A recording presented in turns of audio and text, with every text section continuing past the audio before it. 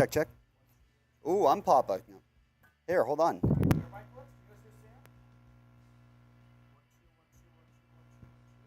They hear me. Hold on.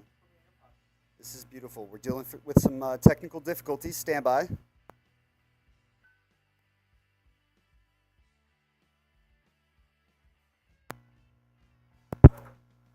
Okay. We're working through this here. This is good. Good radio by us here right now, by the way. Keep shouting out your city. I saw a few people in there. I know, yeah, no sound. It's brutal, isn't it? That's where I come in.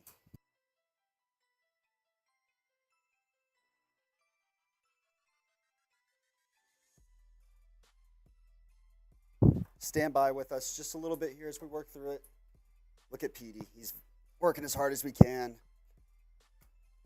This is going to get solved, I swear. We've got a great live show coming. Let's try plugging into the cable first. 1, 2, okay. I can hear myself loud and clear now. Is it working? Can Time Man the Buckeye tell me? Or can someone tell me?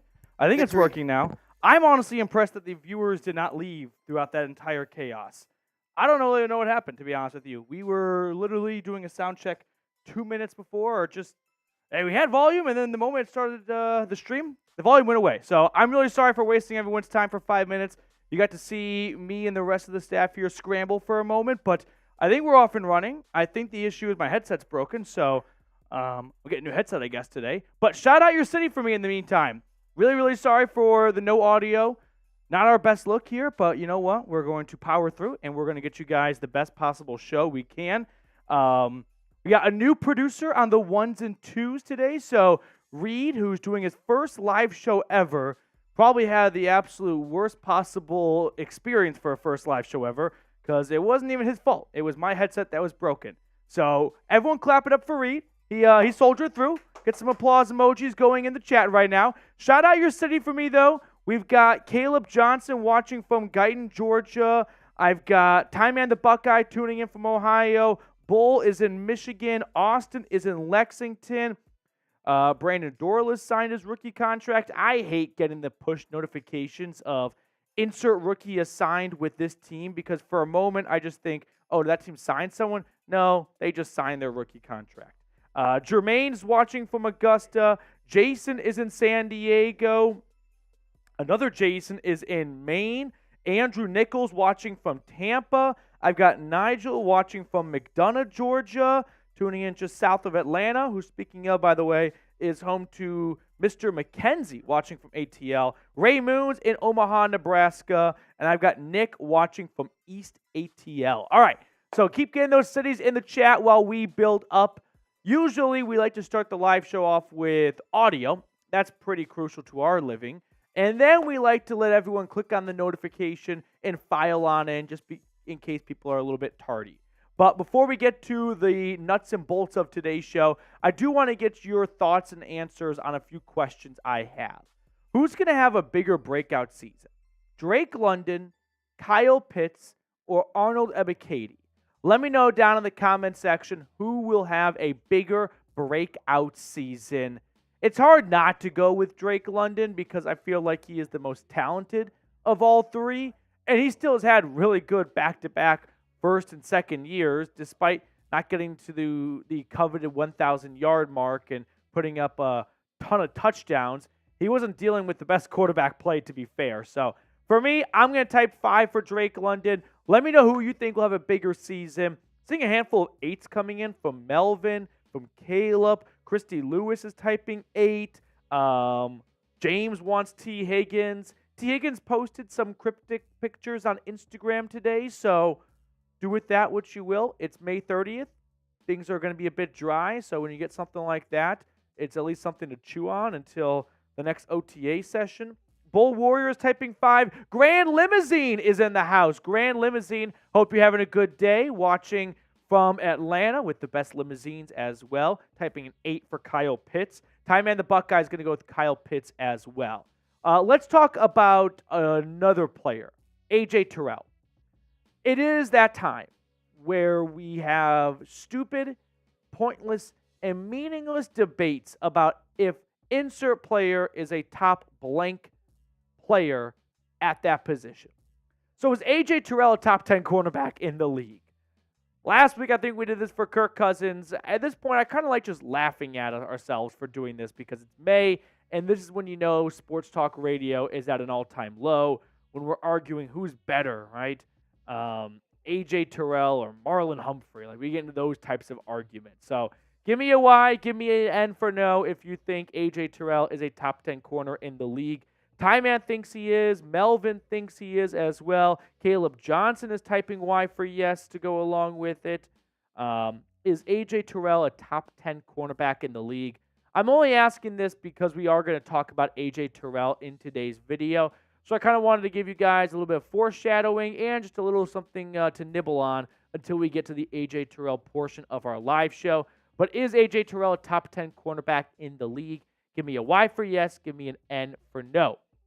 We will have a mailbag, by the way, at the end of the video. So if there is a question you are dying to ask, you can go in the chat right now and ask it, but you have to use hashtag Falcons somewhere in your message. That way our software can find it, pull it, put it on our computer, and then put it on screen. Or if you want to skip the line, support the show, super chat, really, really appreciate it, of course. If you're unable to super chat, not a problem at all.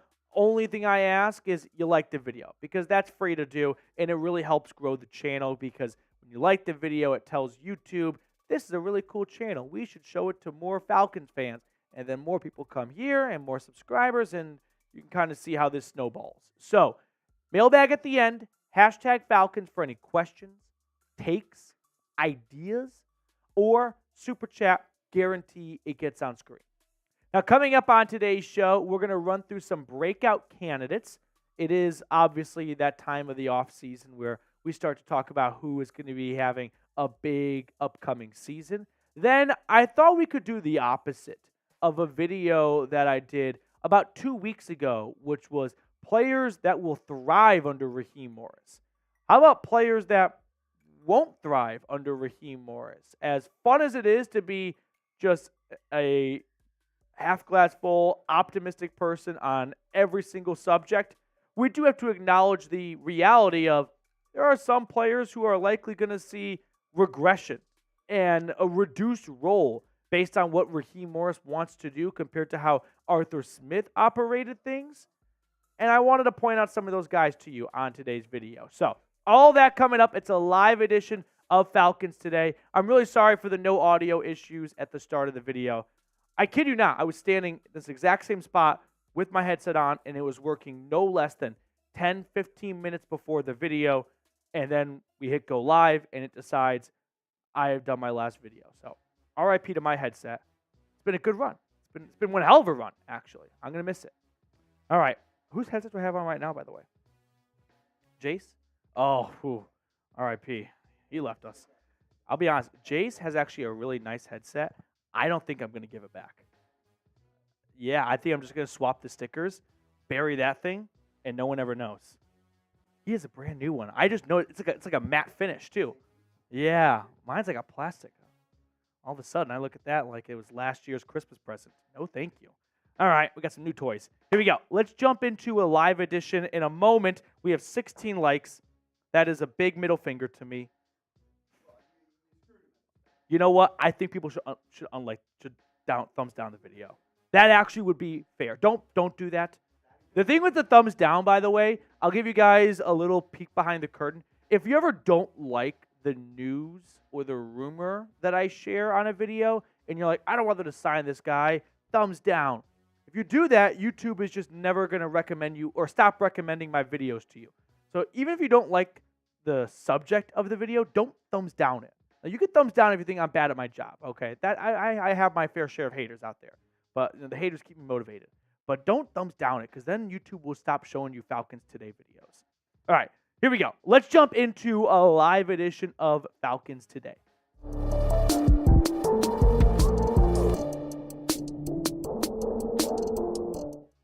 Coming up on today's episode, I want to run through 3 breakout candidates for the Falcons in 2024. This is kind of the benchmark when you realize, oh boy, we've entered the dog days of the offseason. We're talking breakout candidates. The next step where you know things are getting really slow and it may have already happened, best shape of life season. You're going to start to get some guys speaking to reporters saying, I'm feeling the best shape I've ever felt in my entire life despite being 33 years old. So this is the quintessential, all right, things are a bit slow out there. Let's talk up breakout candidates. Now, before we get too deep in today's video, one last call as the month of May is wrapping up. If you want to help ensure that we defeat Saints Now in subscribers, hit the sub button down below. They had a huge lead on us. We had a massive comeback, and now they're starting to make some gains, right? I feel like their recent push is like the Battle of the Bulge. Now it's time to march into Berlin and knock out Saints Now, and you could probably tell I've watched way too much World War II in color the last few weeks. So go ahead and hit the sub button down below. Now, my first breakout candidate for the Falcons is wide receiver Drake London. You saw this one coming a mile away. And I still feel like Drake London is a breakout candidate, despite having two really strong first seasons in the NFL. Has he reached the ultimate line in the sand for wide receivers, 1,000 yards? No, he hasn't quite gotten there yet. But he's gotten really close, and he's done it all by himself because he has not gotten to 905 yards and 866 yards because of elite quarterback play. And having Kirk Cousins is only going to boost Drake London's stock. I mean, look at what Kirk Cousins has done the last 2 years in which Drake London has been in the NFL. And then look at all the Falcons quarterbacks combined through the last 2 seasons that Drake London has worked with. Completion percentage, down 5 points. Just kind of let that one sink in for a moment. Just 5 throws that Kirk Cousins tosses are caught. 5 throws that Drake London has to deal with are uncatchable in some way, shape, or form. Yards per game, it's down by 80 yards. Just 80 fewer yards left on the table with what Drake London has been working with. Touchdowns, down. Interceptions, up. And by the way, Kirk Cousins has only played 25 games the last 2 seasons. Falcons quarterbacks combined, of course, have played all 34 games the last 2 seasons. So despite playing in nearly 10 fewer games, Kirk Cousins has more touchdowns, fewer interceptions, and a much better rating, and more yards and better completion percentage and all that good stuff in a much smaller sample size. So I am buying the Drake London stock now. And this one isn't a fiery or hot take or much of a deep dive into a sleeper because Drake London has been very good the last 2 years. But now I feel like we finally see him really put himself in that upper echelon of wide receivers. Guys who are going to be consistent 1,000-yard guys, 5 to 10 touchdowns, give or take, and no longer feel like he is fighting tooth and nail for every single reception and yard and score. So I feel like Drake London is in for a ginormous season. Another reason why I think he's in for a big year, aside from the massive quarterback bump going from Mariota, Ritter, and Heineke to Kirk Cousins, look at the Atlanta wide receiver room. No knock against Darnell Mooney and Rondale Moore, but if you were Kirk Cousins, where would you look to every single chance you got? My guess is Drake London. It's not like Joe Burrow who has T. Higgins to also check out if Jamar Chase is slightly covered. I mean, if there's any doubt about where the ball is going, if there's a tie or 2 guys have similar type of sticky coverage, the ball is going to Drake London. He's going to have ample of amount of opportunities because no offense to Darnell Mooney and Rondale Moore, but they're just not that close to where Drake London is in terms of skill set. And that's only going to lead to Kirk Cousins having more faith and trust and confidence in number 5. So will Drake London reach 1,000 receiving yards? Give me a yes or give me a no. Is year 3 finally the year that Drake London kind of emerges as one of the up-and-coming young wide receivers with that very elusive 1,000-yard mark? I think it is. I'm putting a Y for yes in the comment section. Moving on to our second breakout candidate. Let's go with someone on the offense as well, tight end Kyle Pitts. I feel like Kyle Pitts is still in the breakout territory. He had 1,000 yards his rookie year, which I think is the most by any rookie tight end in NFL history.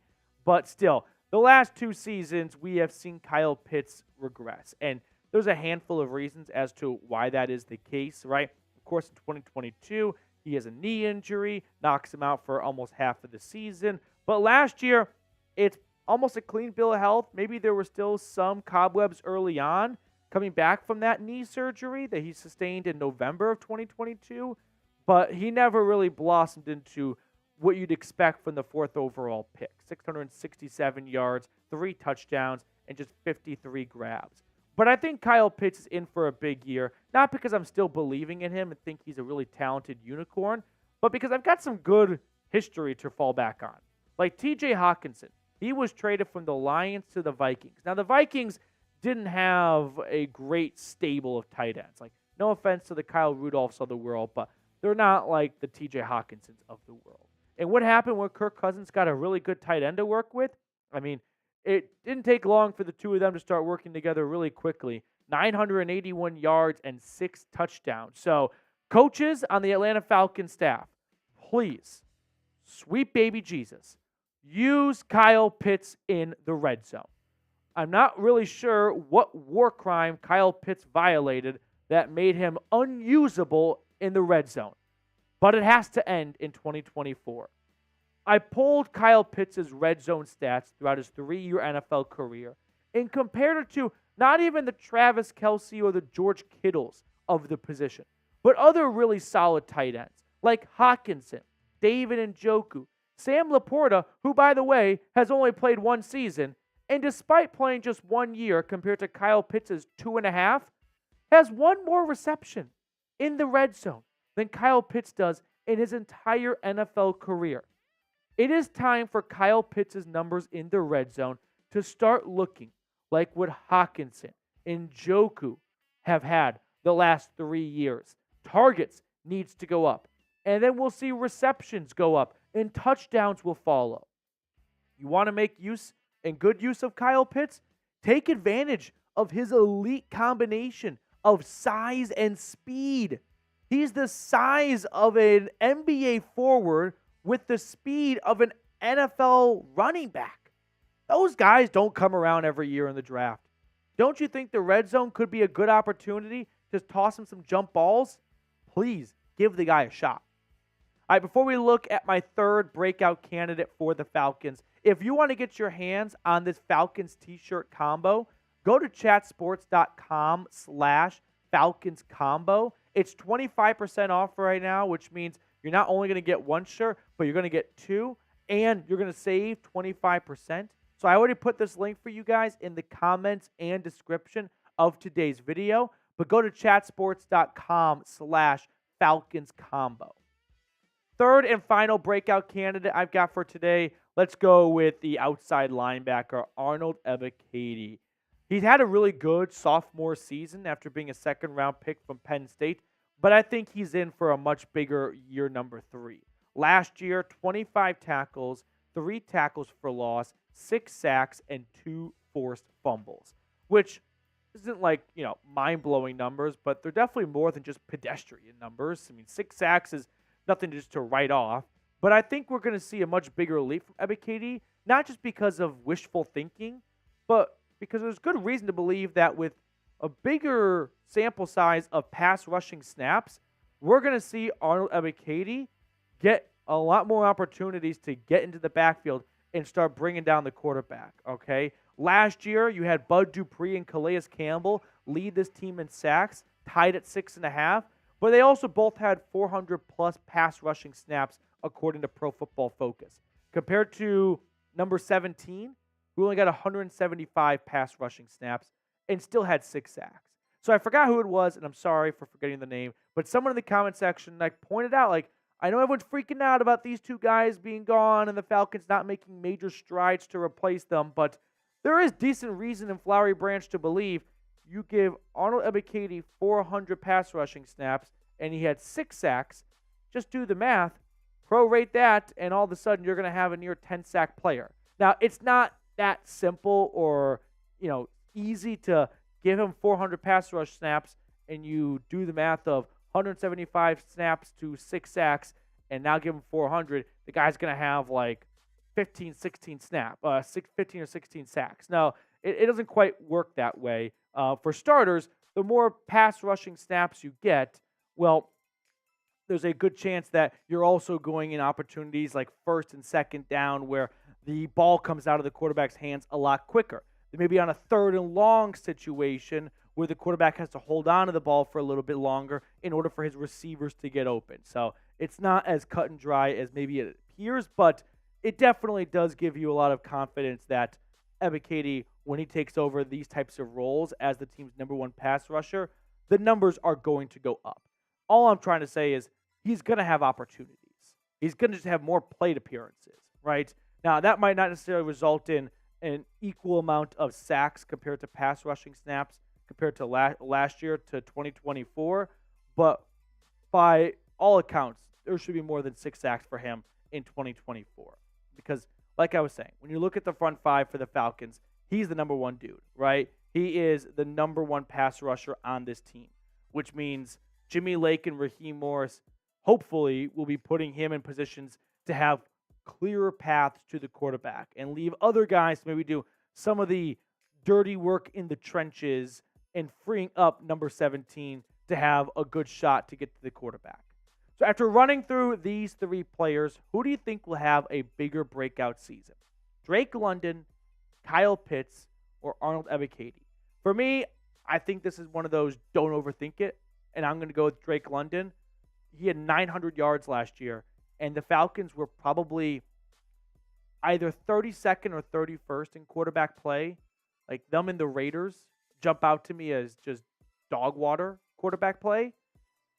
Give Kirk Cousins, Drake London, even if Kirk Cousins is just like 10th, 12th, 11th in the NFL, London's numbers are going to skyrocket.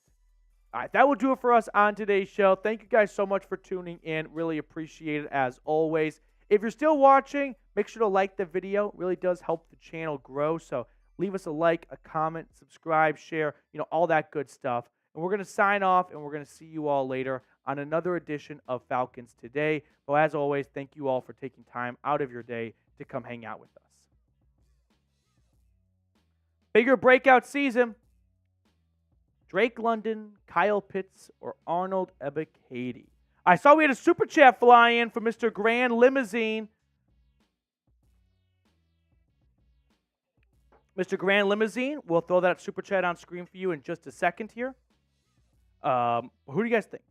Melvin is going with a combination of Pitts and London. I don't think it works that way. I don't think you can pick 2, Melvin. You got to pick one. Got to pick one. You guys see Sam? Yeah, he's working in the back right now. He was our audio fixing guru. Okay. Grand Limousine, we'll throw your super chat on in just a second here. Everyone shout out to Sam in the chat right now. Grand Limousine, Petey, Falcons Today, Chat Sports, best on YouTube. I love it. It reminds me of what's his face on Fox Sports. Sam, Fox Sports broadcaster.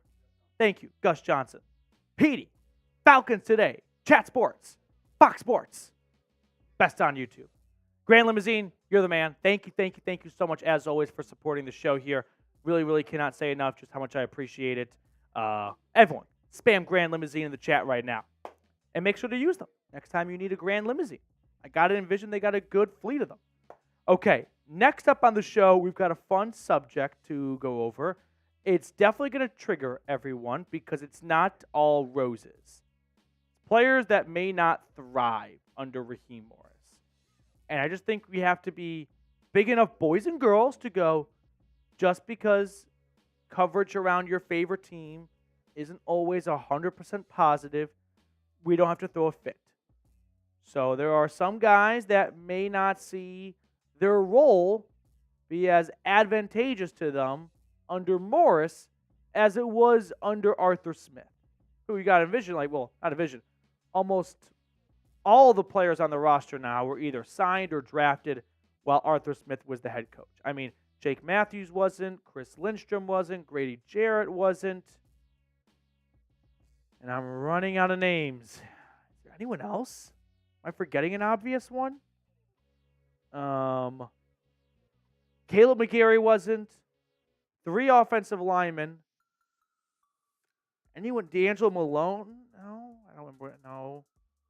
I'm pretty sure those are the only guys that are left from the Dan Quinn era, and even a little bit into the Mike Smith era for Jake Matthews, right? Yeah. So it's a new roster, newish roster, and Raheem Morris will likely want to have his say in the personnel pickings. Okay, are we ready to rumble?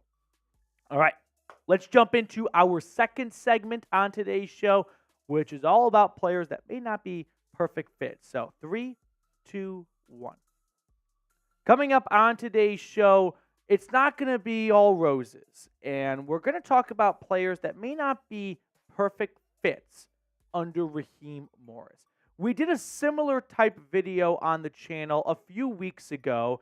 This is the thumbnail for it. We'll put it on screen for you. If you want to go watch that, these are guys I think that will thrive under Raheem Morris. But we do have to acknowledge that when a new head coach comes into town, he likes to bring his own playbook, his own way of doing things, and that sometimes leads to other players from the last regime maybe not being the best fit in the new regime, okay? I went back and I looked at the last 4 head coaching changes the Falcons have underwent, and I counted the amount of returning starters after 1 year of the new head coach. So after 1 year of Arthur Smith, the Falcons brought back 7 starters compared to his first year when he inherited a Dan Quinn predominant roster. In 2016, when Dan Quinn took over, he brought back 13 starters after 1 season. Before that, with Mike Smith and with Mora, you brought back 15 of the 22. So you're kind of noticing a trend here as we get further along in the timeline. Coaches like to dramatically alter the roster compared to how it was handed off to them from the previous regime. So I'm not going through guys that could be gone after 1 year, but it does go to show that coaches, they bring their own playbook, and that means some players might be phased out as a result. So this may not be the best term to summarize these guys, but just to keep it short and sweet, we'll call them not Morris guys. And my first one is Kaleb McGary. Kaleb McGary is definitely a hot topic for Falcons fans when the season rolls around because he can be up and down. But I want to share some old and some very new information with you guys as to why maybe McGary won't be a perfect fit under Raheem Morris. One, we've seen this data and graphic a bunch, and it is the 11 personnel usage. That is 1 running back, 1 tight end, and that means 3 wide receivers from 2023. The Rams led the NFL in it first. That's where Raheem Morris is coming from, and the offensive coordinator. The Vikings were 13th in 11 personnel. That's where Kirk Cousins is coming from. And the Falcons were 31st in the NFL. Now, why does 11 personnel have any impact on Kaleb McGary? He's a right tackle. What does he care? Because if you have a lot of 11 personnel usage, that means 3 wide receivers. That means a lot of passing the football, okay? Which the Vikings last year were 4th. The Rams were 14th. The Falcons were 25th. Are you starting to notice what I'm getting towards? Expect a lot of passes in 2025 or 2024. And that is something that Kaleb McGary is maybe not the best suited for. And he hasn't been asked to do that a whole lot. Look at the Falcons' pass attempts the last 5 seasons in which Kaleb McGary has been on the team for. His first year with Matt Ryan still there, they were first in pass attempts with 684. Next year, 4th. And now you're noticing the Arthur Smith influence, 19th, 31st, and 25th. Now let's compare that to Kaleb McGary's Pro Football Focus grades. Last year, believe it or not, he was one of the best tackles in football. He ranked 20th out of 81 qualifying tackles. His pass blocking grade, 69.5. Nice, but all jokes aside, not as nice as his run blocking grade, which was 76.5. So Kaleb McGary was a much better run blocker than pass blocker.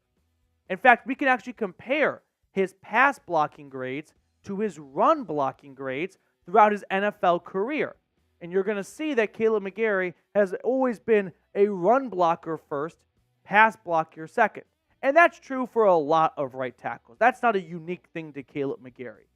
But if you're going to pass the football as much as I expect Atlanta to do with the influence of Kirk Cousins and the LA Rams coaching staff coming over, McGary may not thrive.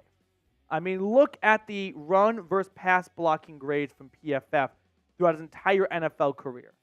He's not just a better run blocker. He dominates in the run, and he is passable against the pass. And that's where concern comes in that you're going to pass the ball a lot, and your right tackle is not very good at pass protection. He may not be a very good fit. Now, to play devil's advocate with myself here, it may not be, and it won't be, an apples-to-apples switch of what the Rams and the Vikings did and now in Atlanta.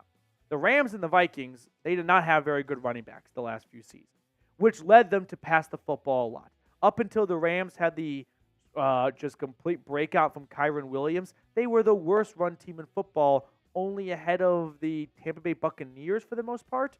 And the Vikings, the end of the Dalvin Cook era was not good, and the beginning in the very short-lived Alexander Madison era was not good. So both of those teams were forced to pass the ball a lot because they were so inefficient at the run. Atlanta's got Bijan Robinson. So my guess is Zach Robinson will balance the pass and run a lot more than the Rams and Vikings have done lately because he has Bijan Robinson to work with now. But still, I think we're going to see a much bigger emphasis placed on passing the ball this year compared to the last few seasons under Arthur Smith. Second player that may not be a Raheem Morris guy. I don't like that title, but I just can't think of a better concise way of describing what I'm trying to illustrate here. It's cornerback AJ Terrell, and this one may surprise you, but let me share some numbers with you guys here. So what I'm putting on screen now is the defensive coverage usage by the LA Rams last year compared to the National Football League. Now, the small yellow bars, that is the league average for those different types of coverages. The bigger blue bars is how often the Rams used that coverage. And you can see that the Rams were above league average in cover 3, cover 5, cover 4, cover 5. That is a heavy zone defense. Compared to cover 2, cover 1, man, on the left side of the screen, they were a little bit below or above league average, but for the most part, below league average, okay? Now compare that to the Atlanta Falcons defense last year. Remember, the little black bar is the league average, and the big red bar is what the Falcons did. The Falcons were way above league average in cover 1, which is just one high safety, and it's man-to-man across the board, compared to cover 2, cover 3, cover 4, cover 5, where you are sitting in a zone defense. Atlanta was below league average in a lot of these spots. So what does that tell me? Well, if they're going to have the Rams defense with Jimmy Lake and Raheem Morris come over, we're going to see a lot of zone defense. AJ Terrell is not the greatest zone defender. One, if you're going to play a zone defense, you need corners that can tackle well, right? The name of the game in a zone defense is to keep the ball in front of you and trust your playmakers to A, get to the quarterback, or B, have your corners make tackles and limit the damage and not give up the big play. AJ Terrell is much better in man-to-man, right? He's got the size, he's got the speed for it. He's never been a very good zone cover. Now, he's still a really good corner, so he's not going to be a fish out of water when it comes to playing zone defense to man, but ask him what he prefers and ask most cornerbacks what they prefer. They want to go mano-a-mano. And I don't know if AJ Terrell will necessarily thrive in a zone coverage because that just doesn't really lean into his skill set. Then you tack on the fact that he's going into the last year of his contract and the Falcons have yet to extend him. Maybe the writing is on the wall that Atlanta likes AJ Terrell, but Raheem Morris doesn't feel like he's a perfect fit for his defense. So he's not going to pay a guy that's not great at this job, right? You don't hire a plumber to do the work of an electrician. And while that may not be the best Colin Cowherd analogy, you can kind of see what I'm getting at as maybe the Falcons feel like there are other players who are better suited for how Raheem Morris wants to run his defense. Now let me toss this question your way. Is AJ Terrell a top 10 cornerback in the league? Give me a yes or give me a no. I think he's right there between like 8 to 12. And on a good day, he's closer to 8. On a bad day, he's closer to 12. But let me know what you think down below in the comment section. And while you're giving me your comment, I do want to tell everyone watching about our wonderful friends over at Prize Picks. That is daily fantasy made easy. Prize Picks is super simple, and one of my favorite things about Prize Picks is all you've got to do is pick 2 to 6 players and then choose more or less on their projected stats. So let me give you an example of what I'm talking about here. As we are filming today's show during our live episode Thursday afternoon, so you can either laugh at my stat projections and my selections, or you'll see I went 3 for 3. But I'm rolling with the less on Kyrie Irving tonight as I film this against the Minnesota Timberwolves. Take the more on Anthony Edwards' points, and then I'll take the less on Aaron Judge at 1.5 total bases. So if you like my selections, download the Prize Picks app today and use code CLNS for a first-time deposit match up to $100. I put that link in the comments and description of today's video. Download the app today and use code CLNS for a first deposit match up to $100. Shout out to Prize Picks. There's always action on Prize Picks, and this is the perfect time to try out something new as sports start to wind down a little bit. Now, my third non-Raheem Morris guy, I'll go with linebacker Nate Landman. I've been like the president of the Nate Landman fan club, I feel like, the last few months, but even I can acknowledge that the winds coming out of Flowery Branch are pointing towards Troy Anderson reclaiming his starting linebacker position next to Caden Ellis. Now, Anderson ended last year early in the season because of an injury he sustained in Week 2 in Detroit, and Landman was awesome filling in for him. But the issue is, similar to AJ Terrell, it's not about Nate Landman or any of these guys being bad at their jobs. It's just maybe not being a perfect fit for how this coaching staff likes to use their personnel and their play calling. So I looked at the Rams' inside linebacker snaps the last 2 seasons with Raheem Morris as the defensive coordinator. Last year, Ernest Jones and Christian Roseboom, 82%, 48%. And the third guy, Troy Reeder, only played 16% of the snaps. So if Nate Landman is going to be the third inside linebacker, I don't think we're going to see a lot of 3 inside linebacker packages, which isn't too abnormal for a 3-4 defense.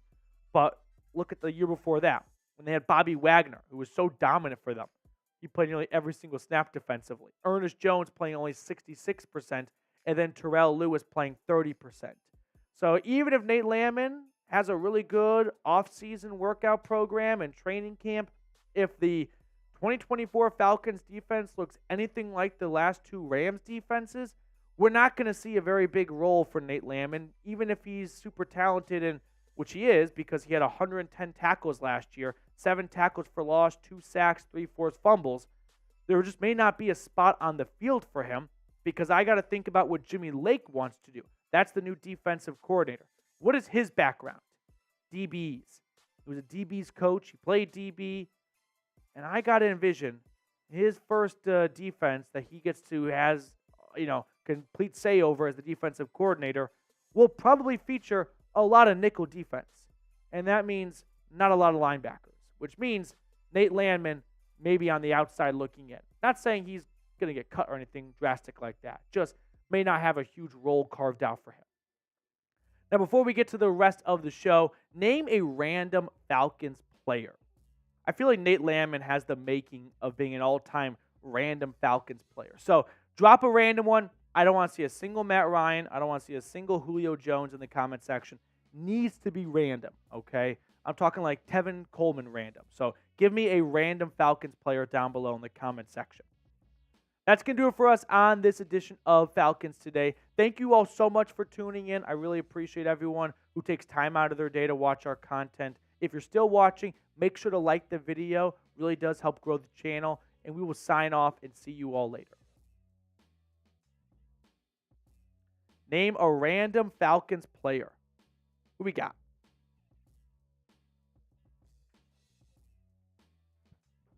Another one could be like Jonathan Babineau.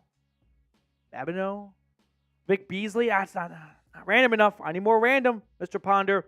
Sean Weatherspoon coming in from Trucker. JB's going with Tyson Clabo. Taylor Gabriel. Okay, so far, Mr. Ortiz is winning. Taylor Gabriel is definitely the most, like, somewhat recognizable still, because we're not looking for just, like, UDFAs, but, like, guys that had some, level of impact on the team, but we're not the Roddy Whites of the world. I like Taylor Gabriel a lot. Jaquiz Rogers, he's awesome. Alex Mack, that's a good one, too. Michael Haynes. Patrick Kearney. We get some good ones here from producer Reed. All right, give me the most random Falcons player you can think of. By the way, our next segment is going to be a mailbag. So if you have any questions at all, use #Falcons, or you can super chat. We got one super chat already from Mr. Grand Limousine. If you want to get on screen, you want to skip the line and guarantee everyone watching sees it, super chat, and we'll throw it on for all of our wonderful viewers to see. Jarius Norwood. Troy Bierman. Anthony, that's a really good one. Jamal Anderson, the defensive end from like 2007, right? I think that's right. Asante Samuel Sr., Lee Smith, Mohamed Sanu. How about Peerless Price? That's pretty random. No. Tony Gonzalez, not random. You cannot do a top 5 tight end of all time and say that's a random player. Okay. Are we ready to...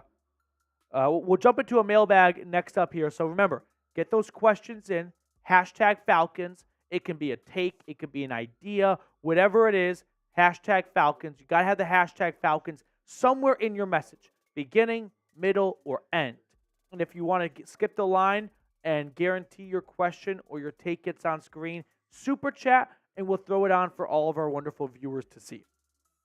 We got some good random Falcons getting put in the chat here. You guys are stumping me with some of these before my time. Okay, we need some more questions. I'm being told in my ear. So I'm going to start calling out people by name. Ed Garrett. I want to see a question from Ed Garrett come in. I want to see a question come in from Jason Greenway and from Trucker Mike. I'm going to put you three on the hot seat right there. You three, get a question in the chat right now. Everyone else, don't be a pedestrian. Don't be a reactionary person. Take action. We don't even need to raise your hand. Just start blurting them out. Keith Brooking, that's a good one. D'Angelo Hall. D'Angelo Hall had like the biggest legs in the world. All right. Caleb, how's my day been? My day's been pretty good. If you really want the whole play-by-play, woke up, took my dog to doggy school. Doggy school has been closed the last 2 days, and my fiance is out of town, so I've been a single dad. So I've had to knock on my neighbor's door, who I know, but she speaks zero English. I had to explain, can you please watch my dog? I have to go to work, and doggy daycare is closed. And so that was my Tuesday. But for the rest of my day, we got kava for lunch today. I like kava. So it's been a pretty solid day for the most part. Bull Warrior getting a question in. Appreciate you, Bull Warrior. Snap Edwards going with Brent Grimes. Another good random Falcon. Tony Wright, like I see, Tony, I love your comment, your take, your thoughts. But put #Falcons somewhere in there. Just copy and paste it and put it back in again. And if you put #Falcons, we can put it on screen for everyone watching to see. Ed Garrett and Trucker. Ed Garrett got a question in. Trucker, put #Falcons somewhere in your question. Otherwise, it does not pull, and then we can't put it on screen. Oh, hell yeah. This was a great upgrade. My headset breaking when the show started was the best thing that actually happened to me long term. Right? All right. JB, appreciate your question. Trucker Mike 404, get your question in, #Falcons, and then we can start the show. We are waiting on Trucker Mike. No pressure. But don't be afraid to also get your own question. Looking at you, Snap Edwards. Mr. Ponder, job well done. Anthony going with Keanu Neal. That's a good one. Ooh, Brett Favre. Deep pull. And good trivia. I mean, I think at this point we've all heard enough times that Brett Favre started with the Falcons. I say we from a national standpoint. But there are some other ones that you don't realize were on other teams, like John Elway, drafted by the Colts, traded to the Broncos from California, said he didn't want to play on the East Coast. And there's a famous story of him speaking to the media and saying, I'll play baseball. I don't need to play football. I'll play baseball if the Colts are going to take me. And someone's like, yeah, but you play baseball for the Yankees. They're on the East Coast. And his response, baseball's in the summer. So, not interested in playing in cold weather, which is ironic because he went to Denver. Okay, Trucker Mike got his question in. Appreciate you. Josiah Ortiz, you get a question in too. Hashtag Falcons. Look at you, Josiah. You and me. Mano y mano right now. Are we ready to jump into a mailbag? All right. Producer Reed is doing his first ever live mailbag. So he picks the questions in real time. It can be a bit stressful, but he's going to do a great job. So everyone spam Reed in the comment section. Show the guy some support. Tie Man the Buckeye, calling on you to lead the charge. Welcome into a live mailbag right now as we're filming our show during our live edition of Falcons Today, which airs every Thursday at 5 p.m. Eastern. So we're going to run through some questions that you guys have for me, and we'll start things off with a question coming in from ATL Boy saying, chance of a Calais Campbell re-signing. My gut tells me as we are entering the end of the OTA phase and the mandatory minicamp is next is Calais Campbell may just wait until training camp to sign, right? He's up there in the age column. He may not have any interest in playing in flag football OTA minicamp drills, and he may just want to wait until August. And maybe by August, the Falcons have decided, yeah, we just can't bank and count on all these rookies to bring us a lot of production. Let's re-sign a guy like Calais Campbell. Now, the Falcons did make numerous additions at his exact position spot. James Smith-Williams, Brandon Dorless, Zach Harrison, not an addition, but a promotion from being a backup to a starter. So there may be a lot of optimism in the trenches when it comes to a committee standpoint. My gut tells me we're not seeing a Calais Campbell re-signing. Although, if he is unsigned into August, I don't think it's a money thing, right? He was signed pretty cheaply last year, and my guess is he'd get about the same contract this year. So I don't think it's Calais Campbell asking for an outrageous deal since he didn't get one last year. But I'm thinking the Falcons want to see how their grassroots play out at that spot before dipping back into the veteran well. Shout out your city for me, though, in the chat. I do want to know where everyone watching is tuning in from. So get in the comment section below. Let me know where you are watching from today as we move on to our next question in the mailbag here. Coming in from Bull Warrior. Bull, what's going on, dude? I don't think Kyle Pitts or Drake London is getting 1,100-plus yards because of how rounded our team is. I see what you're saying about, there's only one football, and in order for a team or a receiver to get a lot of yards, a couple of things have to be in play.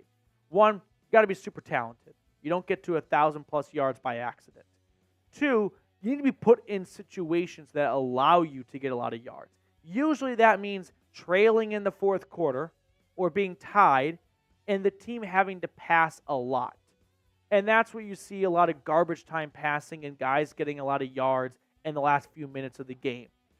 I don't think the Falcons defense is so great that Kirk Cousins in the offense may not be trailing or tied in the fourth quarter and still passing the ball a lot. So I'll disagree that they can't get to 1,100-plus yards. Probably not both of them. That's asking a lot, but I definitely think one of them can get to 1,100 or more yards. As for their well-roundedness, I mean, is Rondale Moore really going to steal that many targets from Drake London or Kyle Pitts? I don't think so. Jason Greenway, what's your drink of choice for the punishment show? CLNS, turn up the volume. Thanks, Petey. Okay. Jason making a couple of inside jokes here. Michael Scott, I love inside jokes. I would love to be a part of one day. Drink of choice for the punishment show. So I'm glad you asked this because I was going to bring it up anyway, but I'll just address it right now. So punishment show, which is related to, if you don't know, me saying Dallas Turner numerous times is a Falcon. And then, surprise, not a Falcon. Thank you, Penix. I said I would get shit-faced on an episode of Falcons Today. I've only changed that to not an episode, but to a live. I think it's a lot more fun if you guys can be in the chat and not watching like a 15-minute video of me just being a depressed drunk. So we'll do the live targeting June 7th. Right. 8th is the Saturday. 7th is the Friday. That's what I'm looking for date-wise. Drink of choice. I feel like I got to bring a bunch of drinks, right? My liquor of choice is always a gin and tonic combination. I feel like that's easy to take down at a bar. Love slamming liquid bread, whatever it is. And then I'll work on the volume because my headset broke at the start of a video and I got no audio bomb, but actually too. So that's the inside joke between Jason and all of our viewers. Kai Hukonga. Do you think Arthur Smith began the change of culture from the previous regime, even though he isn't in the building anymore? Did the Falcons have a bad culture? I mean, maybe I'm just the only one that has my head in the sand here. I think every time a coach leaves, fans like to believe there's lots of reasons as to why it didn't work before, and they usually want to pin those reasons on the coach. And one of those easy reasons can be he did not install a good culture. Guys, if you want to see bad culture, like, go look at the Jags with Urban Meyer. Like, that's bad culture, okay? Go look at the Browns through all the different coaches they had for 1, maybe 2 seasons. Hugh Jackson, like, that's bad culture right there. Look at the Jets look at the Broncos under Josh McDaniels. Now look again at the Raiders under Josh McDaniels. That's bad culture. I don't think there was bad culture with Dan Quinn or Arthur Smith. There were issues. There were misfires and miscues, and there was plenty of blame to go around and a lot of blood on the coach's hands, but I don't think it's a culture issue. Ed Garrett, next one up on the show. How many more seasons do you think we will be able to get out of Jake Matthews? When should we start looking for a replacement? Great question, Ed. When it comes to replacing offensive tackles, you usually don't need to draft one far in advance. Whereas like quarterbacks, you can do that, let them sit for a season or two. Offensive tackles and running backs, you tend to want to plug the moment you draft them, if you take them in the first round, into the starting lineup, right? Whereas like sometimes a wide receiver could benefit from learning a little bit of the route tree in the NFL. And same goes for a lot of players on defense, of course. But for offensive tackles, when Jake Matthews hangs it up, you could just turn around to that very next draft and take the best tackle on the board, and he could start day one for you, because that's exactly what Jake Matthews did, right? When he was taken in round 1 from Texas A&M 12 years ago. So when should they start looking for a Jake Matthews replacement? When Jake Matthews retires in January or February one year, I think your replacement search is that upcoming April. I don't think you have to find one a season or two in advance. Now, you can look for a new swing tackle because that's kind of a question mark for the Falcons at the moment. But internally, they're a lot more optimistic about the depth on their offensive line than maybe I am. But I hope that isn't too long-winded of an answer for you, Mr. Ed. We have more questions to answer in just a moment, so do not go anywhere. But if you want to get your hands on a Falcons t-shirt combo that's 25% off, listen up. Go to chatsports.com/Falcons combo. When you do that, you're going to get not one, but 2 shirts, 25% off. I put all that information in the comments and description of today's video. But go to chatsports.com/Falcons combo to get not one, but 2 shirts, 25% off. JB1521, do you think we will pick up some players of names we know after all the cuts are made? I'm assuming you're talking about like cuts being roster cut down day at the end of September or beginning of September. It is worth noting that a rule change this year will greatly impact what JB is getting at here, which is teams can place injured players on injured reserve during preseason and training camp and not lose them for the year. If you're not familiar with the NFL nitty-grittiness of the rules, if a guy goes on IR before roster cutdown day, 53-man cutdown day, that player cannot play for that team for the rest of the season. The only way that player can even play in the NFL that year is if the player and the team agree to an injury buyout that allows him to become a free agent and sign elsewhere, which does happen on occasion. But this year, teams can place an injured guy on IR in the middle of August and not lose him for the rest of the season. So what does that mean? It means they don't have to they don't have to push injured players through roster cutdown day, cut the 53rd guy in the roster that they like, and then re-sign that player back to their roster once he clears waivers, and they can put their injured player on IR 24 hours after roster cutdown day. They don't have to go through that whole song and dance anymore. So you're not going to see as many good players get claimed off the waiver wire because teams won't have to cut as many good players for a 24-hour period until they can re-sign them back to their roster. So, JB, I don't think you're going to see as many even notable names to begin with for the Falcons to even sign. Nigel Ponder, how big of an impact do you think Braylon Trice can have in his rookie year? I mean, we've shown this graphic before to you guys, and it's about round 3 edge rushers the last 5 or so years, and the number of sacks they had in their rookie season. And there's only one notable guy that stood out. That was last year's Yaya Diaby for the Tampa Bay Buccaneers. Like Alex Highsmith, Jonathan Grenard, guys that had really good seasons a little bit later in their careers. 3rd-round picks, year 1, they only had 1 sack their rookie year. So I'm not going to put the bar for Braylon Trice really high. Now, he'll have more opportunities to get on the field and pass rushing snaps than maybe some of those other guys did because they were there to replace a veteran in the future, whereas Braylon Trice is there to play now. So maybe it's not as quiet of a year as those guys had their rookie year. But how big of an impact? I would put Braylon Trice's sack projections at 3.5. Zach Harrison was a 3rd-round pick last year. He had 3 sacks. I'm guessing we'll see maybe 4. I don't think we even get 5 sacks from Braylon Trice this year. Caleb Johnson, next one up. Would the 85 Bears have success in today's NFL? Yes. But here's the hiccup. Do the 85 Bears play with the 85 officials or the 2024 referees? Because that would dramatically change how the game is played. The 1985 referees let a lot more go than the current officials do. And so I would honestly pick the 85 Bears to beat a lot of 2024 teams if they also have the 1985 referees. They don't have those refs. It'll be really hard for the 85 Bears, which were dominant on defense, to be dominant in the game because every time Richard Dent came up with a huge sack, it would be followed by roughing the passer and wipe it all away. Trucker Mike 404.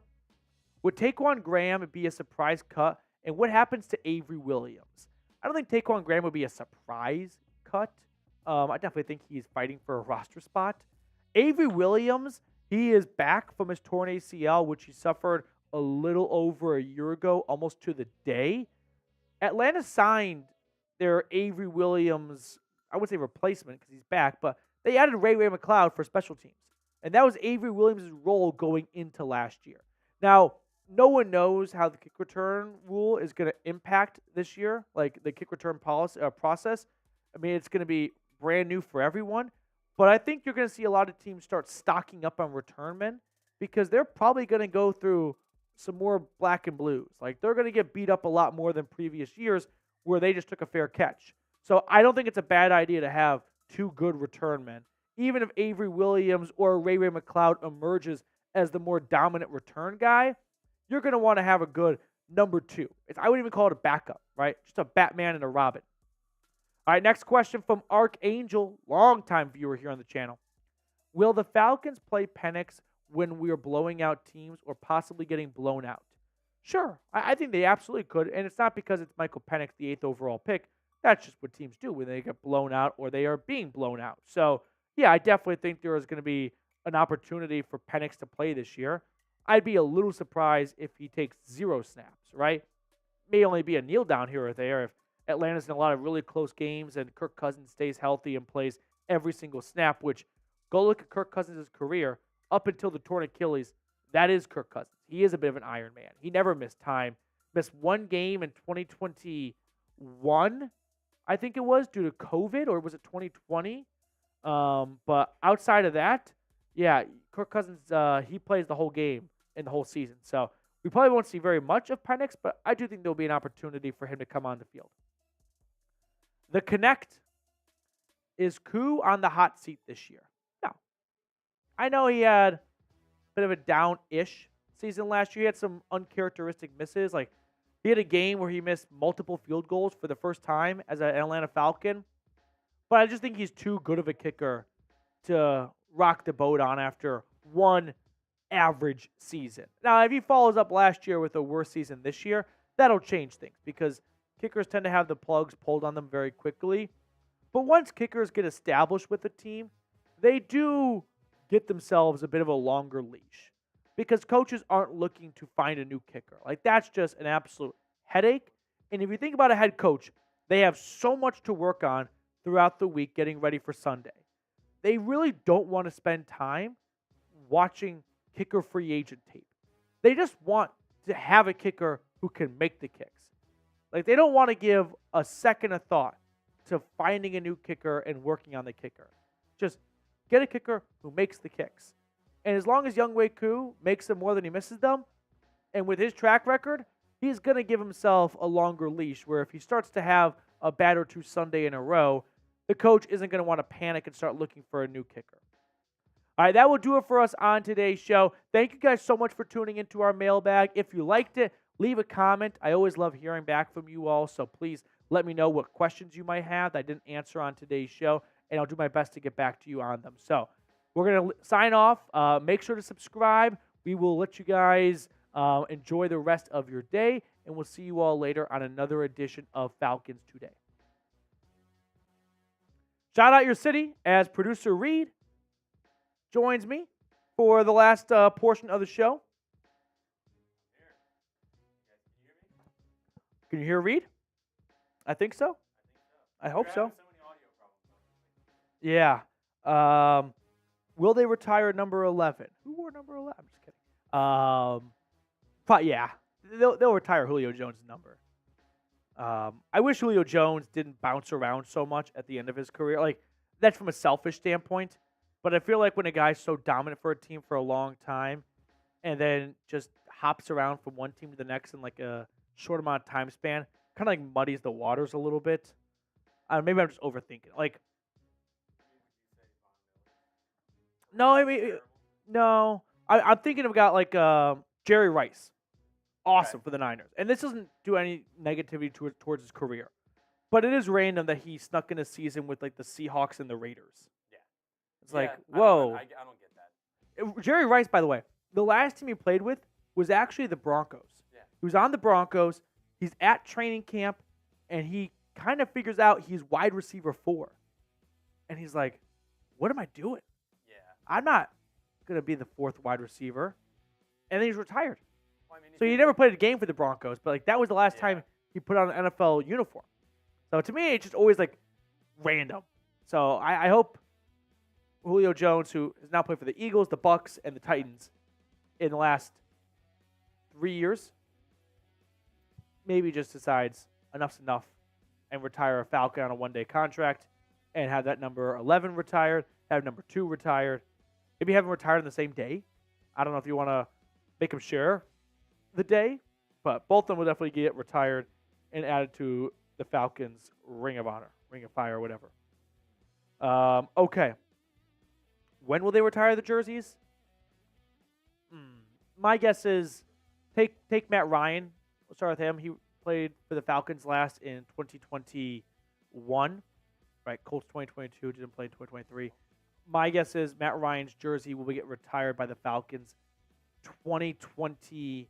Well, one, no one's going to wear number 2. They're just not going to let anyone wear that number. 2, I think it'll get retired 2027. Like, usually there is a little bit of time that elapses. They don't rush to do it. Super chat rolling in from Archangel. Let's go, Archangel. Everyone spam Archangel. Here, grab you something from the dollar menu, McDonald's. What's sad about this, Archangel, is the fact that you have to send a $2 super chat to let me get something from the dollar menu. That is a no. Welcome to the dollar menu of 2024. Dude, I saw a graphic online. It was like fast food prices from 2019 to now. I didn't realize, like, not even large fries, medium fries is a mortgage. It's gone up like 250%. Archangel, appreciate you. Last night, I was driving home after picking up my dog from her dog sitter for the day and really wanted this restaurant, and it was closed because of the power outages. And then I settled for, I wanted Eatsies. They were really good, like grill, and I was devastated. And then I started driving. I got stuck in traffic, and I settled for KFC, which I hadn't had in maybe like 5 years, and it sucked. And I was like, what a waste of my meal. And that's the life of a fatty. You waste meals. I just moved into my new apartment, and I go to set up my internet, and due to the storm, nope. Oh, that sucks. Can't turn it on yet. Matthew PD fan, what does PD order from McDonald's? I don't really like dollar menus or value menus at fast food places. Like, I don't do the get a little bit of everything. So for McDonald's, I just do a quarter pounder and fries. Like, I don't kind of dip into a whole bunch of stuff. So it might be surprising, I know, but that is the usual kind of go-to approach.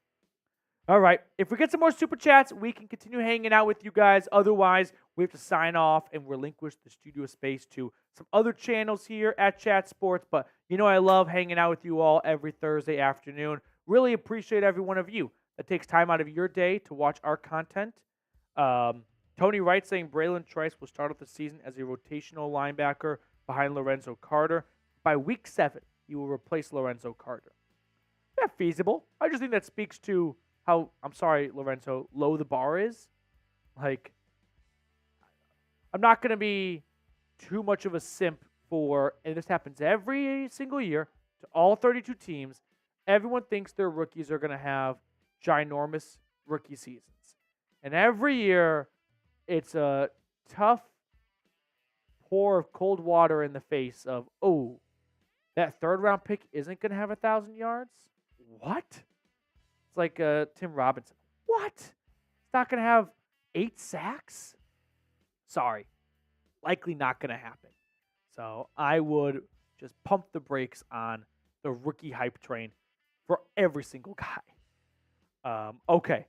That will do it for us on our show today. Thank you guys again for hanging out with us. If you enjoyed our live show, leave us a like, leave us a comment. We will sign off, and we will see you all later.